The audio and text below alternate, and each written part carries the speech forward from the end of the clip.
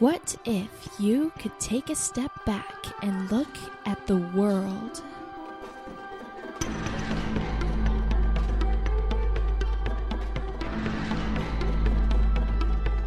Explore the line between certainty and doubt.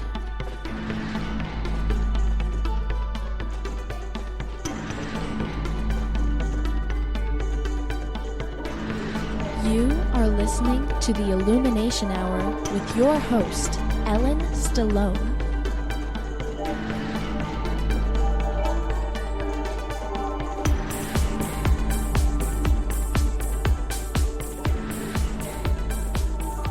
Hello everyone, welcome back to the Illumination Hour. I'm coming at you again for this week's episode. And before we get into that, I want to pose a question for you.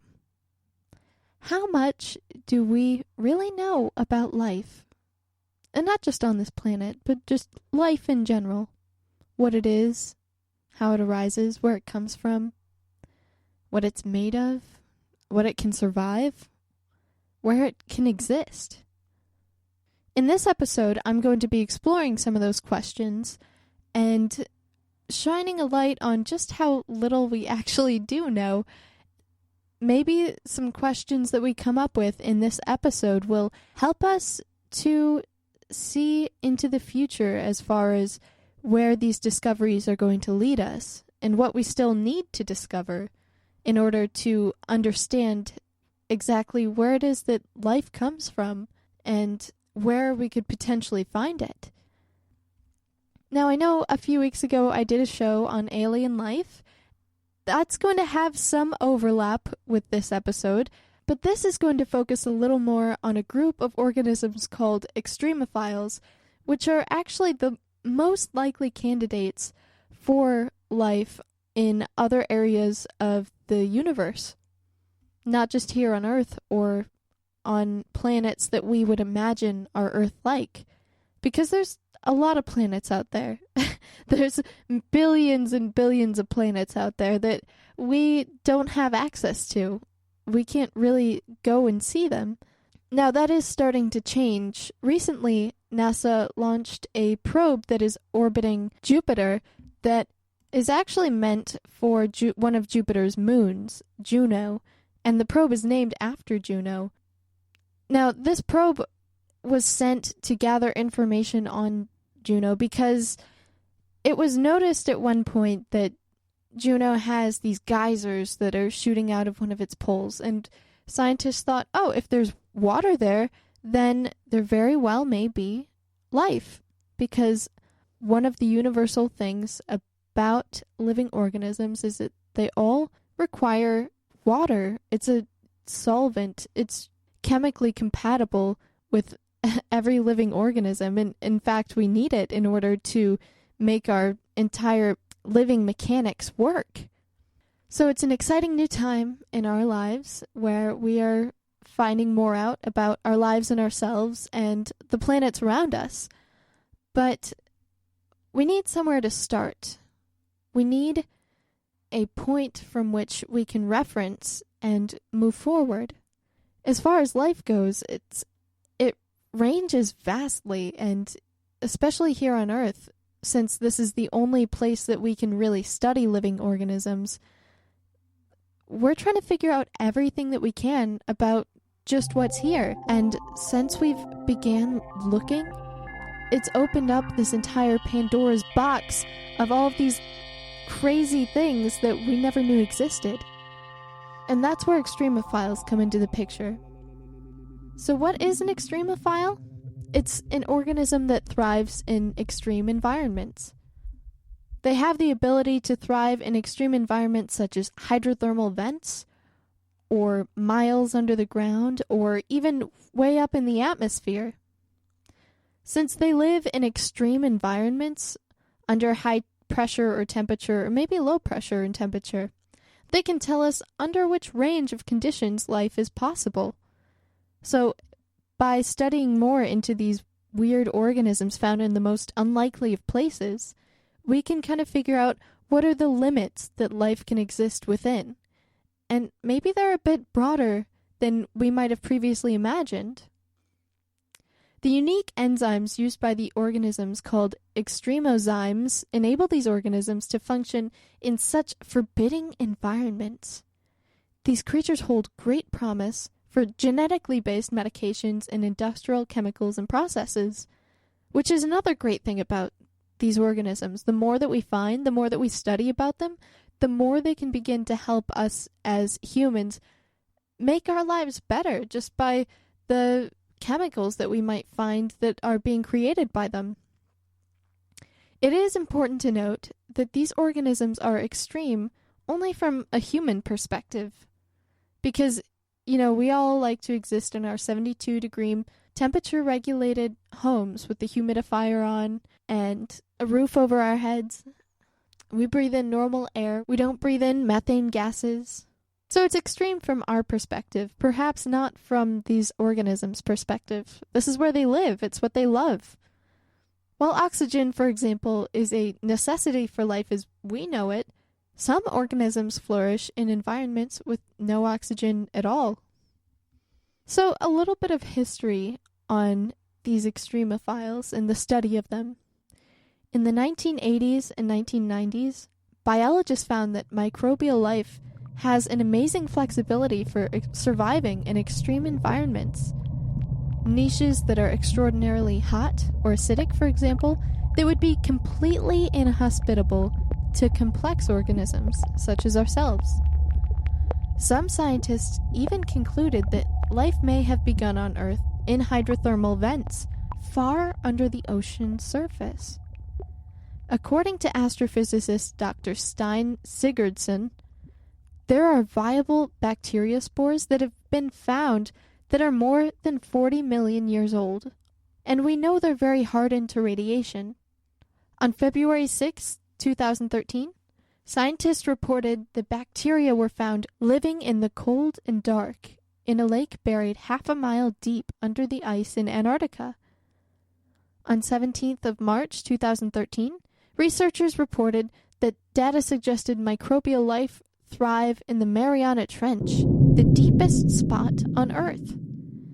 Other researchers reported related studies that microbes live inside rocks up to 1,900 feet below the sea floor, under 8,500 feet of ocean, off of the coast of the northwestern United States. According to one of the researchers, you can find microbes everywhere. They're extremely adaptable to conditions and survive wherever they are. Most known extremophiles are microbes. Many would also classify tardigrades or water bears, which we did mention in the alien life episode, as extremophiles, which they are because they can live in the conditions of space, right? I mean, without food or water or even air pressure. But they're not considered extremophiles because they're not adapted to live in these conditions. They can survive there, sure, but that's not where they thrive. They just live there for a short period of time. Their chances of dying increase the longer they are exposed to the extreme environment. So, although, I'm sorry, I know that we all wanted to think that tardigrades were like the most badass animal on the earth, but really, they aren't extremophiles. There are many classes of extremophiles that range all around the globe, each corresponding to the way its environmental niche differs from mesophilic or what we consider to be normal conditions. These classifications are not exclusive. Many extremophiles fall under multiple categories and are classified as polyextremophiles. For example, organisms living inside hot rocks deep under Earth's surface are thermophilic and barophilic. A polyextremophile living at the summit of a mountain in the Atacama Desert might be a radio-resistant xerophile, a psychrophile, and an oligotroph. Polyextremophiles are well known for their ability to tolerate both high and low pH levels. So I'll give you a few examples of some of these. Acidophile, an organism with optimal growth at pH levels of 3 or below. And just so you know, the pH scale is kind of backwards to what you would expect. The lower the number is, the more acidic the environment is. So like 0 on a pH scale, would be battery acid. Anaerobe. Now, if you're into microbiology at all, you know what these are. An organism that does not require oxygen for growth. A cryptoendolith. An organism that lives in microscopic spaces within rocks, such as pores between aggregate grains. These may also be called endolith, a population of organisms that includes those living in fissures, aquifers, and faults filled with groundwater in the deep subsurface. Halophiles, organisms that like salt. Hyperthermophiles, organisms that can survive temperatures above 80 degrees Celsius, not Fahrenheit. Lithoautotroph, an organism whose sole source of carbon is carbon dioxide. You know that poisonous gas that we're not supposed to breathe in? Metallotolerant, capable of tolerating high levels of dissolved heavy metals in solution, such as copper, cadmium, arsenic, and zinc. Piezophile, an organism that lives optimally at high pressures such as those deep in the ocean or underground, common in the deep terrestrial subsurface. So basically, if you were to start digging a hole to China and you got about 5 miles down, you'd probably still find bacteria. Cryophile. I know some people who are like this. An organism capable of survival, growth, or reproduction at temperatures of negative 15 degrees Celsius or lower. Radioresistant. Organisms resistant to high levels of ionizing radiation. Xerophile. An organism that can grow in extremely dry, desiccating conditions. So, why are scientists using extremophiles to help them search for life on other planets? Well, astrobiology is the field concerned with forming theories, such as panspermia, about the distribution, nature, and future of the life in the universe. In it, microbial ecologists, astronomers, planetary scientists, geochemists, philosophers, and explorers cooperate constructively to guide the search for life on other planets.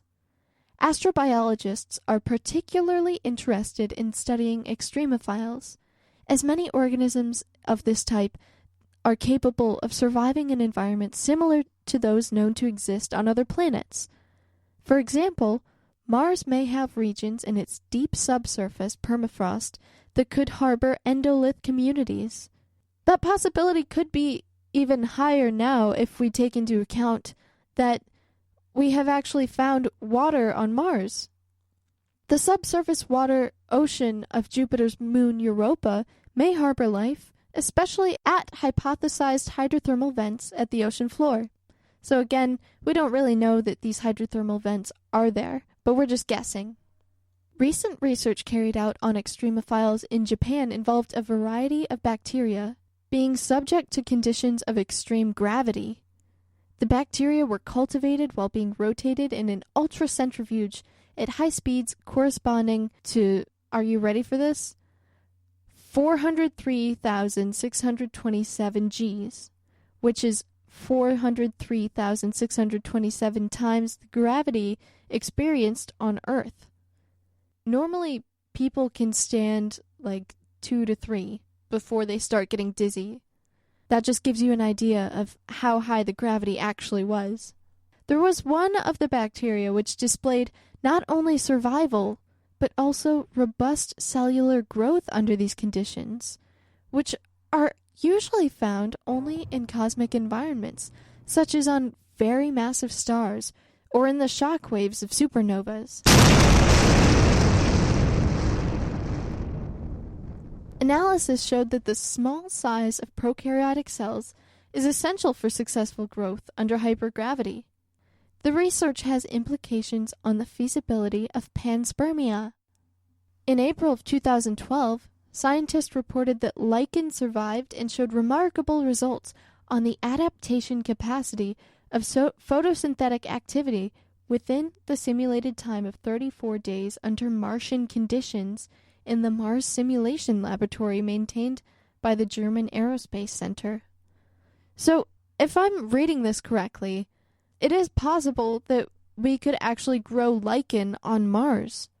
Not that it arose there, but that it if we brought it there, it could survive. In April of 2013, scientists funded by NASA reported that during spaceflight on the International Space Station, microbes seem to adapt to the space environment in ways not observed on Earth, and in ways that can lead to increases in growth and virulence.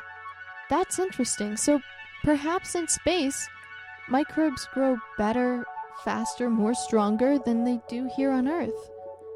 In May of 2014, scientists announced that numerous microbes may be resistant to methods usually used in spacecraft assembly cleanrooms. It's not currently known if such resistant microbes could withstand space travel and are present on the Curiosity rover now on the planet Mars. What a nightmare that would be if we infected Mars with some sort of bacteria. In August of 2014, scientists confirmed the existence of microorganisms living half a mile below the ice of Antarctica. So we have an exciting story about that coming up later. Now, this all may sound a little overwhelming. You didn't know that all of these things lived in these crazy places and could withstand such harsh environments. After all, Earth is the only place where life exists, and it's very fragile at that. But there is more surprising news coming your way, so be prepared for this. New subtypes of phials are identified frequently, and the subcategory list for extremophiles is always growing. So it's not just that there's a few that exist that we've already found, it's that we're continuously finding new ones. We look under this rock and here's a new type of microbe we never knew existed before. We look in volcanoes and under ice and on top of mountains and in the air. Everywhere we look, we're finding living things. For example, microbial life lives in the liquid asphalt lake, Pitch Lake. Research indicated that extremophiles inhabit the asphalt lake in populations ranging between 10 to the 6th and 10 to the 7th cells per gram, which is a very high number that survive, and what studying Earth's extremophiles could mean for the search for extraterrestrial life. Seth Shostak, one of the guest speakers at the March 11th program, is a senior astronomer at the SETI Institute. SETI, again, as we mentioned a few weeks ago, is the search for extraterrestrial intelligence, which researches whether life from the intelligent to the extreme could exist elsewhere in the universe. Shostak answers a few questions about extremophiles and the search beyond life as we know it. So how does the study of life in extreme environments on Earth inform our search of life beyond our planet? Seth says, when we think about life beyond Earth, we usually think of life on planets that's like Earth because we know life can work with liquid oceans, nice temperatures, lots of oxygen, and a thick atmosphere. But by studying extremophiles, we find that life can survive in environments that are not good enough for us, but plenty good for them. The bottoms of oceans, temperatures above boiling, very cold regions. All of these are kinds of environments we'd find on lots of planets that might not be the place to build condos, but might be festooned with life. What kind of extremophiles are the most important for the search for extraterrestrial life? You could say penguins are extremophiles, but the main ones being studied are bacteria-sized. Ones that we rightly focus on are the extremophiles in the deep-sea vents off the ocean where sunlight doesn't reach. That's an interesting locale because it might be the kind of thing you'd find on some moons of Jupiter, like at the bottom of Europa's oceans, for example. Nature makes a lot of radio noise, from lightning bolts, the sun, quasars, and pulsars, but that static is everywhere you tune. And so we look for the kind of signals that we know transmitters can make and nature cannot. Can you describe the new citizen science program SETI launched to decipher these signals? In some parts of the radio spectrum, there's so much interference due to human activities that our computer programs get confused. But eyes are pretty good at looking at displays and picking out patterns. So we've asked citizens to look at some of these data to give us their opinion. And if many think, hey, there's something here, we'll have our antenna go back and look. What are some things we need to understand better about the home planet in order to understand the potential for life beyond it? Beyond extremophiles, another challenge is to understand how life got started on Earth, because we don't know that yet. If we took all of the life on Earth and threw it on Mars, some things would still be alive in 2 years. The question is whether life could have ever gotten started on Mars. This next question is kind of silly, but I think he comes back with a really great answer.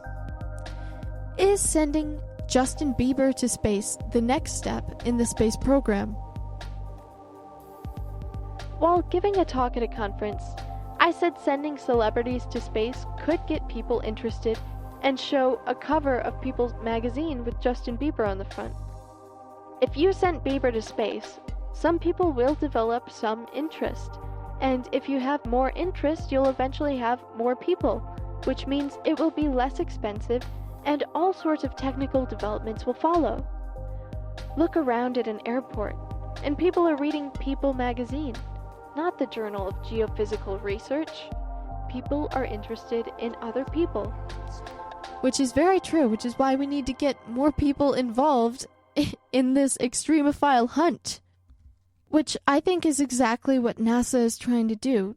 NASA has been very good about publicizing its discoveries and getting people out there studying about these big questions, these mysteries that nobody else has studied yet.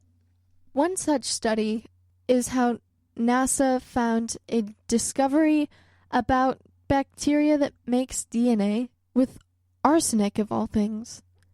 Now, I think we all know that arsenic is highly toxic to humans. It's one of the most unlikely things that you would ever find any sort of life form using. And yet, there it is. It exists. This article comes to you from nationalgeographic.com. So NASA came out with an announcement around the time that this article was written, hinting at an astrobiology finding that will impact the search for evidence of extraterrestrial life, and had bloggers abuzz with speculation that the space agency had discovered extraterrestrial life. The truth, however, is that scientists have found life on Earth that's perhaps the most alien organism yet seen. A new species of bacteria found in California's Mono Lake is the first known life form that uses arsenic to make its DNA and proteins. Dubbed the GFAJ1 strain, the bacteria can substitute arsenic for phosphorus, one of the 6 main building blocks for most known life.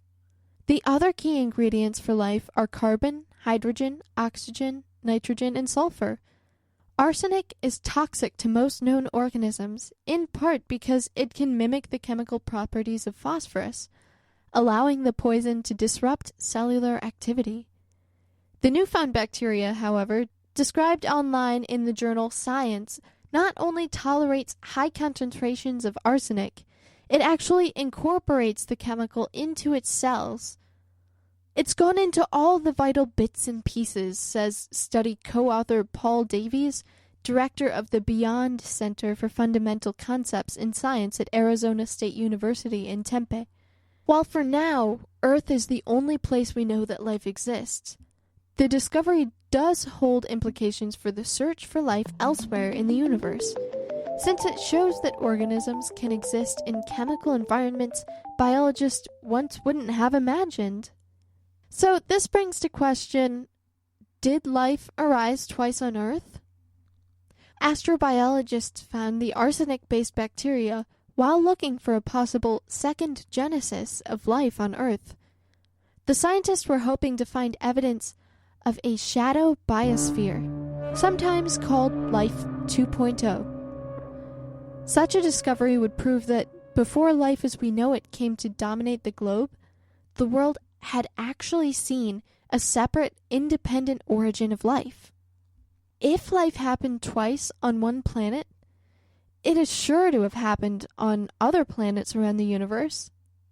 Last year, study leader Felisa Wolf-Simon of NASA's Astrobiology Institute published a paper suggesting that one possible version of Life 2.0 would be a creature that chemically substitutes arsenic for phosphorus, which is quite a coincidence. But that often happens with these sort of scientific discoveries, is that somebody thinks of it, and then eventually we find out that it's true. So Wolf-Simon and colleagues took samples of bacteria from California's Mono Lake, a briny, arsenic-rich lake in a volcanic valley southeast of Yosemite National Park. The scientists cultured Mono Lake bacteria in petri dishes, gradually increasing the amount of arsenic while reducing phosphorus. Chemical analysis with radioactive tracers showed that the GFAJ1 strain bacteria was in fact using arsenic in its metabolism. Most organisms die, but these live on, said Davies. Despite their oddity, however, the bacteria are genetically too similar to ordinary life to truly be descendants of a second genesis. This is not Life 2.0, Davies says. Still, the GFAJ1 strain might be called the most unusual of the extremophiles, bacteria that thrive under exceptionally harsh conditions such as high heat, high salt, and low oxygen. Prior discoveries of such bacteria involved organisms that were otherwise very ordinary. Chris McKay, an astrobiologist at NASA's Ames Research Center in Moffett Field, California, said in an email, "The only thing extreme about them was where they lived. Biochemically, they were pretty normal." It is important to note that McKay was not a member of the study team, but he is an astrobiologist and a researcher, so maybe his point should be well taken. The arsenic-based bacteria is a very important find. It's the first example of what we can really call an extreme life form in an extreme environment. Learning this is really impactful to me because the 6 main ingredients for life that were mentioned earlier in this study, they're found in all life forms, not just a few. And to think that one of the main components of life was replaced by a toxin, that is just mind-blowing. There are many other places to search, though, because although that sounds like the strangest living thing so far, there could be even more strange extremophiles out there. NASA has an article on its website talking about their start for the hunt for extremophiles. A team of scientists has just left the country to explore a very strange lake in Antarctica. It's filled with, essentially, extra-strength laundry detergent. No, the researchers haven't spilled coffee on their lab coats. They're hunting for extremophiles, tough little creatures that thrive in conditions too extreme for most other living things. Antarctica's Lake Untersee, fed by glaciers, always covered with ice and very alkaline, is one of the most unusual lakes on Earth. The upper 70 meters of lake water is so alkaline, its pH is like strong Clorox, says expedition leader Richard Hoover of NASA's Marshall Space Flight Center. And to make it even more interesting, the lake's sediment produced more methane than any other body of water on our planet. If we find life here, it will have important implications. Lake Untersee is a sort of test case for other exotic places around the solar system, namely Mars, comets, and the icy moons of Jupiter and Saturn, where life might be found in the extremes. Many of these places are cold and methane-rich, not unlike Lake Untersee. One thing we've learned in recent years, notes Hoover, is that you don't have to have a Goldilocks zone with perfect temperature, a certain pH level, and so forth for life to thrive. Researchers have found microbes living in ice, boiling water, and in nuclear reactors. These strange extremophiles may in fact be the norm for life elsewhere in the cosmos. Perhaps we need to change and evolve our idea of what a living organism can be. With our research this year, we hope to identify some new limits for life in terms of temperature and pH levels. This will help us to decide where to search for life on other planets, and how to recognize alien life if we actually do find it. Hoover has already made some new friends in cold places. Earlier, Hoover's teams have found new species and genera of anaerobic microbial extremophiles in the ice and permafrost of Alaska, Siberia, Patagonia, and Antarctica.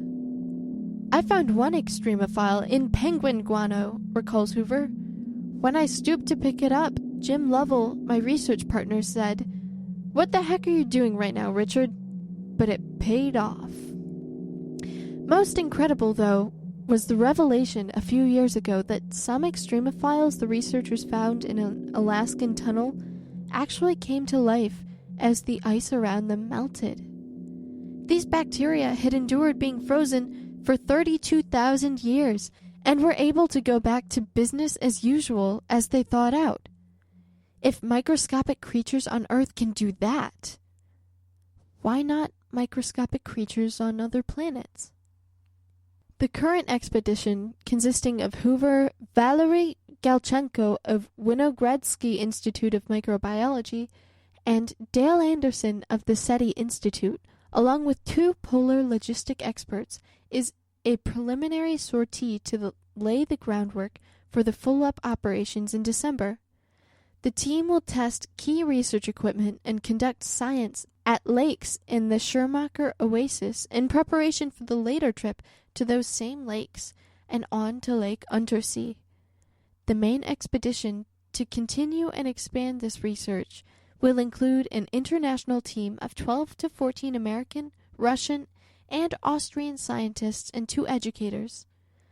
Will these expeditions reveal never-before-seen microbial creatures capable of surviving the most extreme conditions?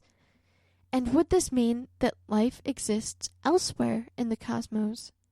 You can find a lot just by looking, muses Hoover. Nature keeps coming up with surprises. It's true, everywhere we look, we find something that is astonishing about nature. So do you all see why it's so important for us to study these extremophiles?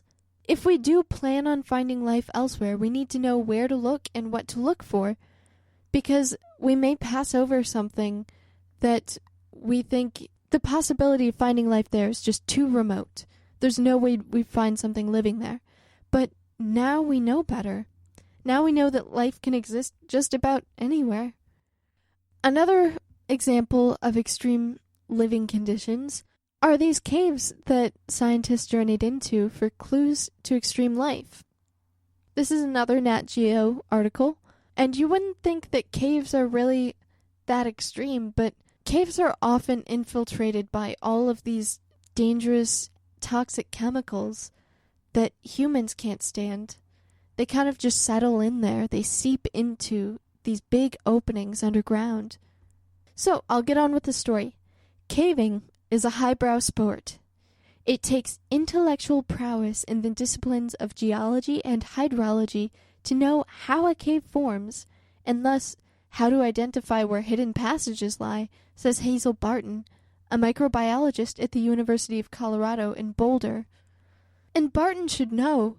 She started caving as a teenager and has become one of the world's foremost cave cartographers. Today, she employs her uncanny abilities to seek out caves as part of her work in studying extremophiles. The majority of life on the planet is microbial and living in an environment that is inhospitable to humans, says Barton. It's quite amazing.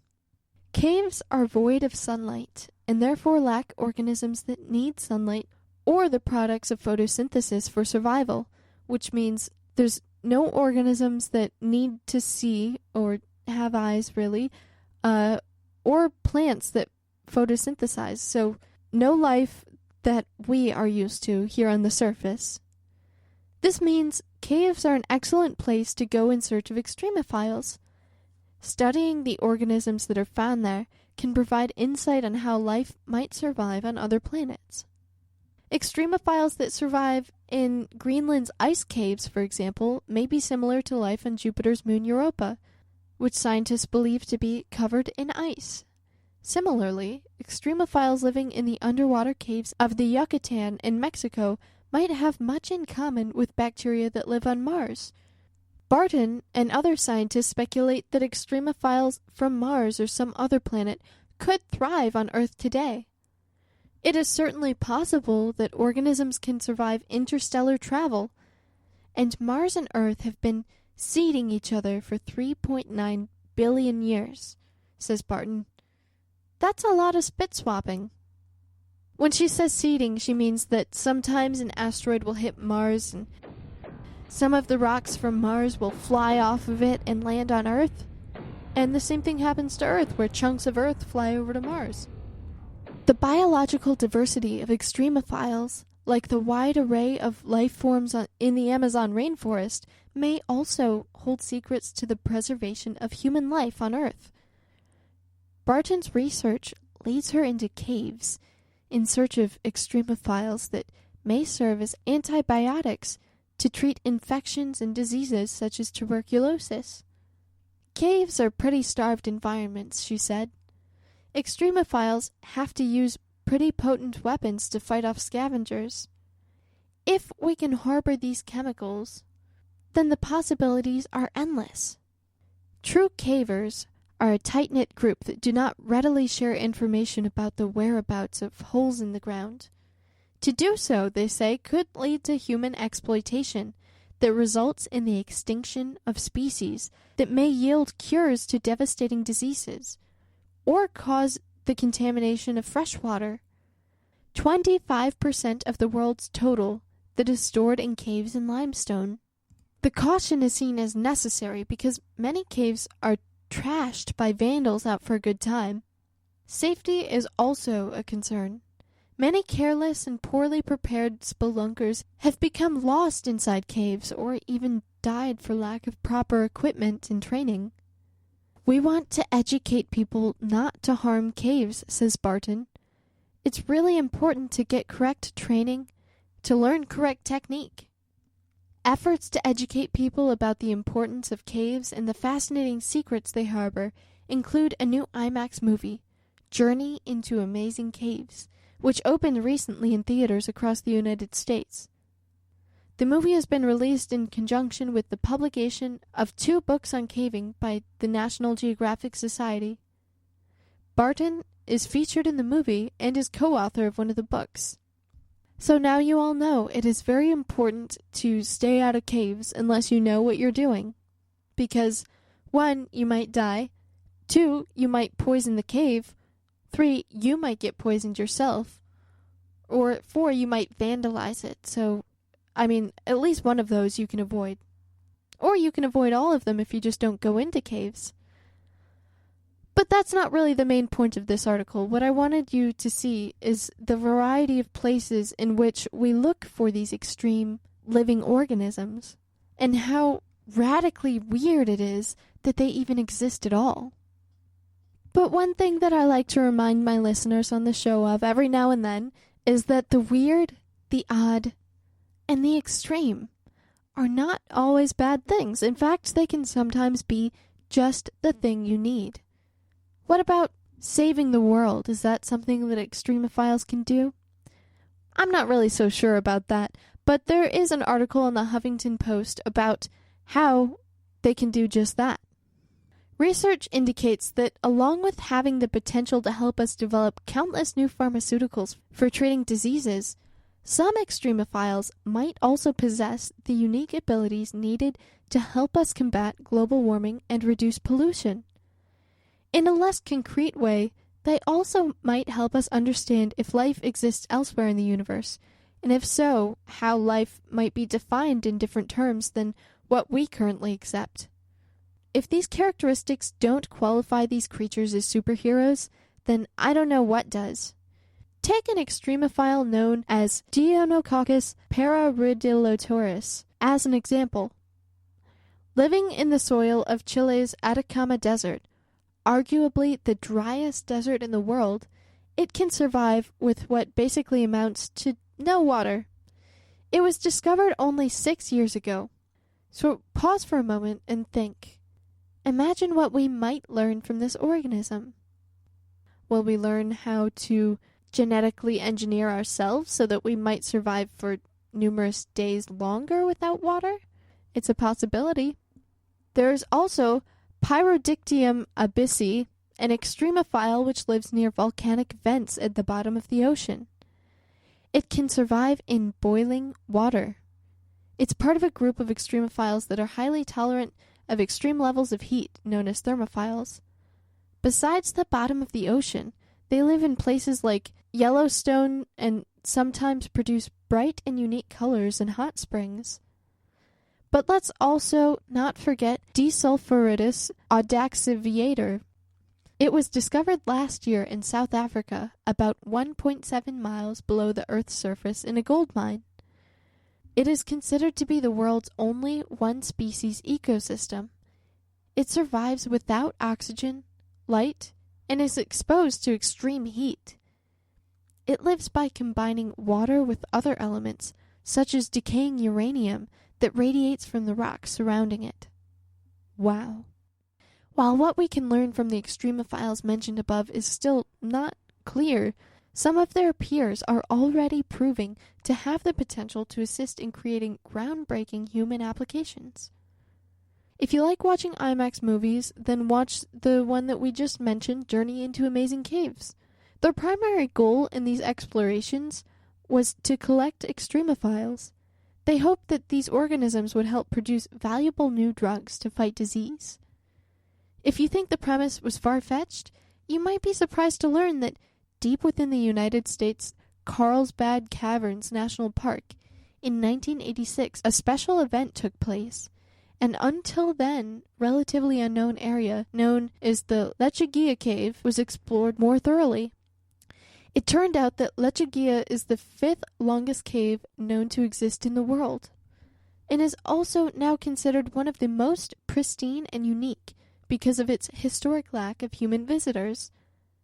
Aside from these important discoveries, within one of the cave's stagnant pools of water, several scientists found bacteria. They decided to collect these odd forms of life for research. After running some preliminary tests, these rock-eating creatures were found to potentially possess the ability to kill breast cancer cells while leaving healthy cells intact. Now imagine that. Imagine these little guys, they're sitting in these rocks, untouched by people for, who knows, millions of years, just munching away at that rock. And then out of the blue come these weird monkeys that pick it up, take it to a lab, and find out that, hey, not only can it chew on rocks, but it can also chew on breast cancer. That's pretty awesome. If that story alone doesn't get you more excited about superhero extremophiles, here is a more recent tale to ponder. Several months ago, scientists at the University of California at San Diego published an exciting paper in the prestigious journal Science. Before I explain what the article was about, first I should give a little background. The scientists of discussion were previously known for pioneering the use of a green fluorescent protein found in jellyfish. They refined this protein so that biologists and medical researchers could more easily watch the process that happened inside the cells of an organism. The only problem was that the fluorescent protein could not last for very long in living cells. Nonetheless, this application was considered one of the great advances of modern science, arguably on par with the development of the microscope. Well, I don't know about that, but it is pretty awesome to look at these microscope slides of cells that are fluorescing. For their work with the protein, known more concisely as GFP, the scientists won the Nobel Prize for Chemistry in 2008. So what's their new paper about? These all-star scientists have now used an extremophile known as Deinococcus radiodurans to produce infrared light-producing proteins that could be used more effectively to study processes occurring in living cells. And in fact, lighting up entire organisms as completely as GFPs have individual cells.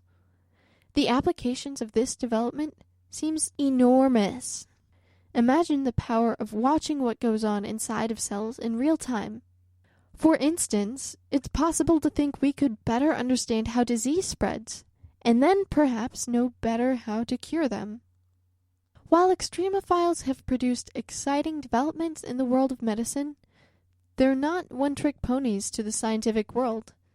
They might also provide some unique and valuable environmental services.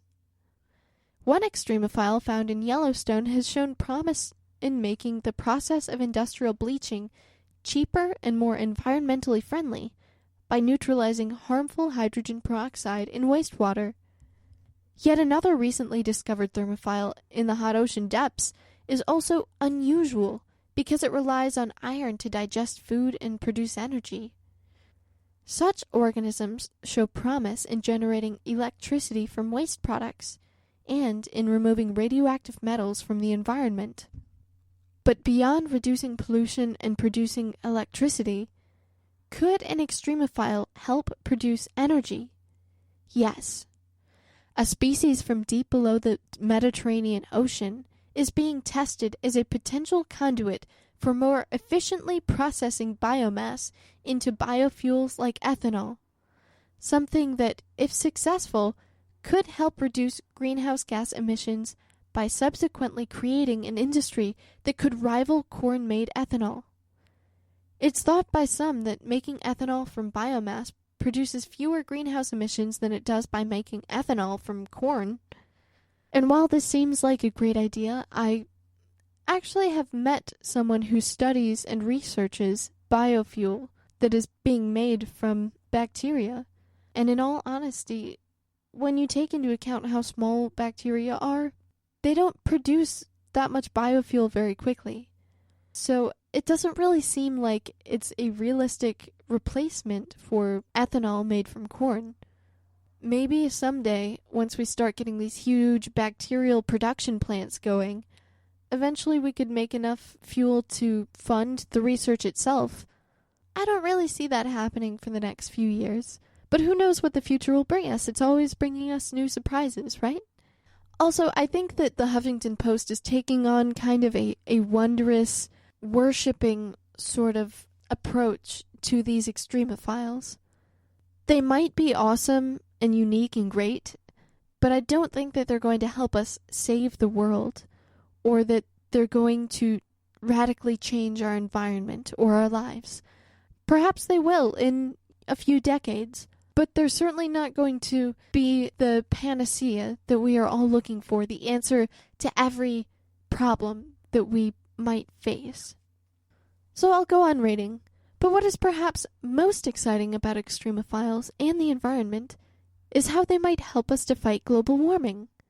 For instance, a recently discovered species consumes methane for its energy use and could be used to reduce methane emissions from landfills. It was among 1,000 species of extremophiles recently catalogued in geothermal areas of New Zealand, many of which are new to science. What's also interesting is how global warming, while no doubt a serious problem, is also revealing new extremophile species. In Peru, researchers have inventoried new extremophile species that are quickly colonizing high-elevation areas in the Andes Mountains, where glaciers are rapidly receding. These microorganisms are laying the groundwork for new plant communities where glaciers once existed. And it is exactly this type of occurrence that is truly the most fascinating aspect of extremophile life to some scientists.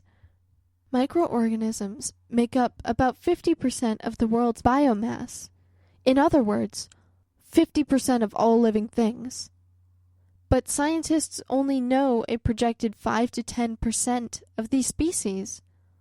While not all microorganisms are extremophiles, this certainly gives us an idea of how many of these unique species are still unknown to us.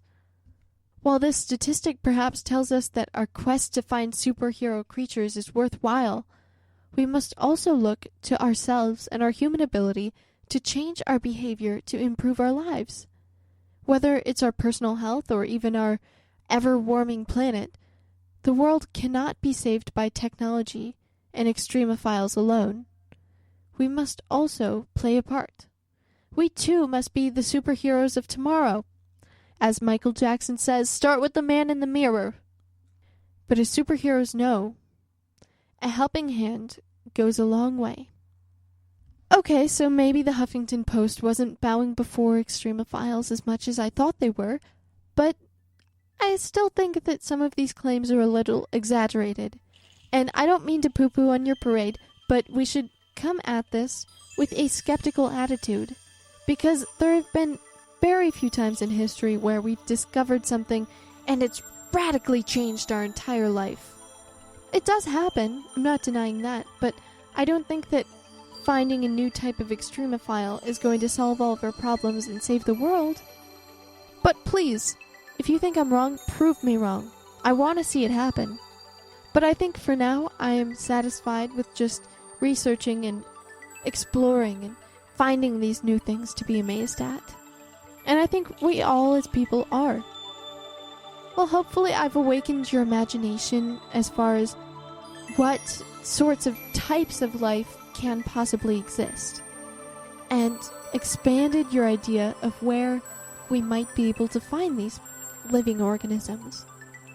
The hunt for alien life will continue going on, but where will we direct it? And what will we do with it once we find it? Well, these are all things for us to consider, because who knows, maybe someday you'll be the person that finds the first alien specimen, and you have to decide what is going to happen with it. Anyway, thanks for listening. This has been the Illumination Hour.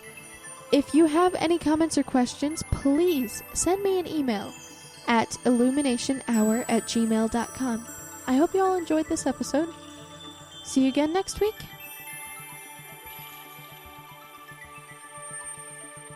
If there are other civilizations which are older than our own and have got much further than we have, they must have very advanced technologies. And I wonder what forms these technologies take. Well, again, very difficult to estimate, but there are stars which are billions of years older than our sun.